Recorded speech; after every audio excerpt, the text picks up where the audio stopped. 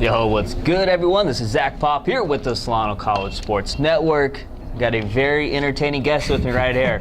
Falcons first baseman / outfielder Nick Spini. How's it going, man? Pretty good. How are you? Pretty good.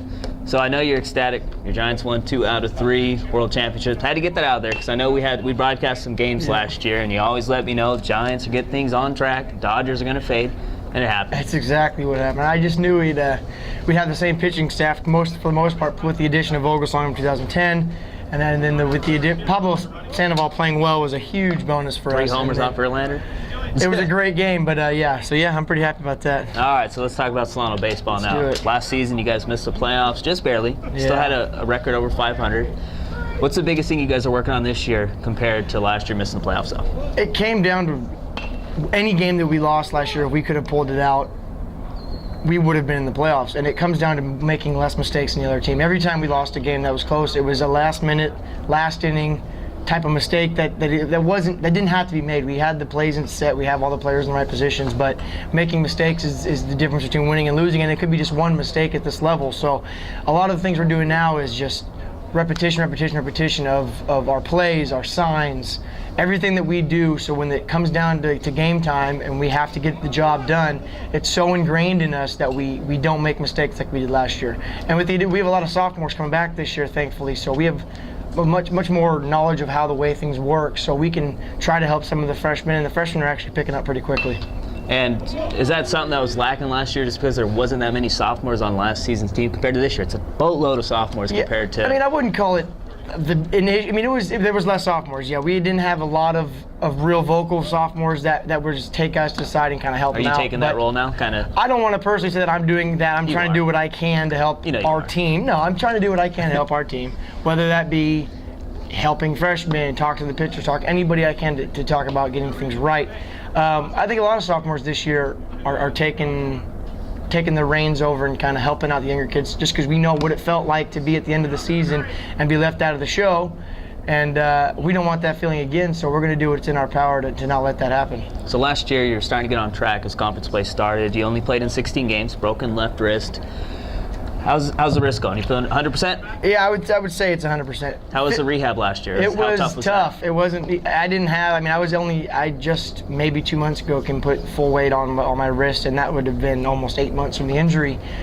Doing push-ups just 2 months ago because I just couldn't hold weight, and even flexibility-wise, it's not 100% ever going to be. There's going to be some range of motion loss, but as far as strength and my ability to still swing and things like that, I don't feel any sort of any mal issues from it because of the injury, so I'm happy about that. So last year you had 2 of the 3 home runs as the team hit overall.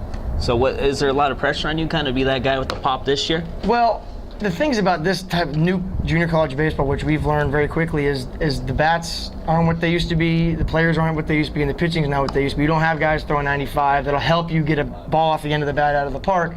So it's going to come down to just having good at bats regardless of the outcome, whether it be a home run or a double in the gap.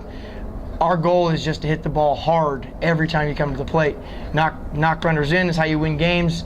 So I always want to be somebody who's going to knock runs in, but I'm not going to put extra pressure on myself to hit a home run every game, every 2 games.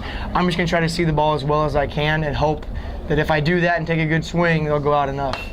So I know last year you were playing first base. This year it looks like you might be playing a little bit outfield. How's that transition been? It's a new position. I've never been in. I played infield in high school, catching in high school, and then first base last year, and then in summer. And then I came today, or first day of practice, we came out, and he said, "Hey, try it out." And I went out there, and I felt uncomfortable then, but slowly we kept working on it, and I feel fine about it now. I feel like I can help the team. We have other position players. Alex Crosby, who played third last year, was moved to first. He's a more than serviceable first baseman. He's gonna do well at that position. We got a new freshman, Tucker, playing third. He's real solid on the corner.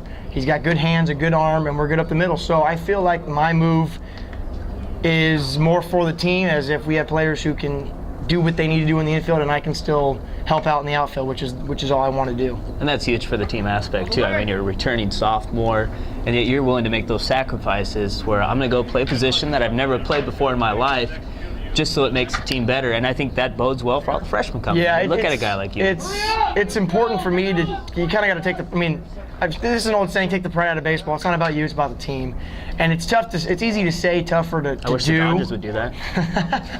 Yeah, it's tougher to say, easier to do, or excuse me, tougher to do, easier to say. And I don't really know if I did it just because I believe in that more than anybody else, but I felt like no matter what, if I was in the lineup, it's going to help the team, and if that puts me in the outfield, then that puts me in the outfield. So yeah, I think the freshmen are going to take that and look at it, and if we do well this year, I hope they can feed off that and say, hey, you know what, maybe I get to DH half the game instead of playing the outfield, or whatever happens next year when I'm gone and the sophomores are gone, and maybe they'll just say, hey, if it helps the team out, that's what's more important. All right, let's do a little rapid fire here. I'm gonna throw you at someone on your team, Okay. or coach. One word to describe. Okay. Scott Stover, Leader.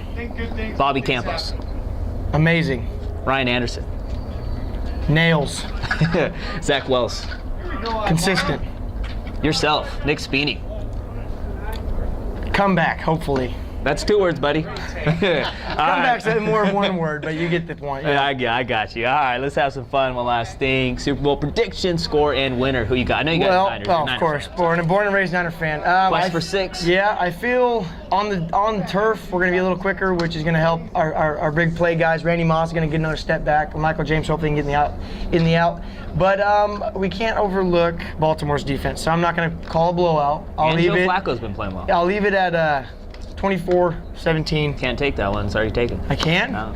Then you know what? No, you can't. I don't care. Yeah, 24-17 Niners. All right. Hey, best of luck. Appreciate Good luck it. in the outfield, Yep, man. we'll see you out there. Nick Spini.